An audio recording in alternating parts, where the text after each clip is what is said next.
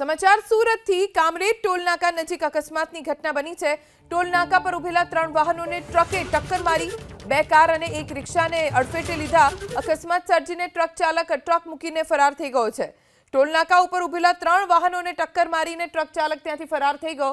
હાલ તો સમગ્ર મામલે વિડિયો બનાવીને પોલીસને આપવાની તજવીજ શરૂ કરવામાં આવી છે।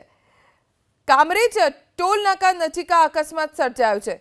टोलनाका पर उभेला 3 वाहनों ने ट्रके जोरदार टक्कर मारी 2 कार और एक रिक्शा ने अड़फेटे लीधा। अकस्मात सर्जी ट्रक चालक ट्रक त्यां ज मूकीने फरार थई गयो छे, जेने शोधवा माटे तजवीज शरू करवामां आवी छे।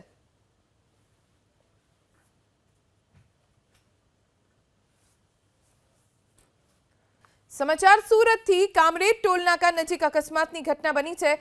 टोलनाका पर उभेला 3 वाहनों ने ट्रके टक्कर मारी 2 कार और एक रिक्शा ने अड़फेटे लीधा। अकस्मात सर्जीने ट्रक चालक ट्रक मूकीने फरार थई गयो छे। टोलनाका पर उभेला 3 वाहनों ने टक्कर मारीने ट्रक चालक त्यांथी फरार थई गयो।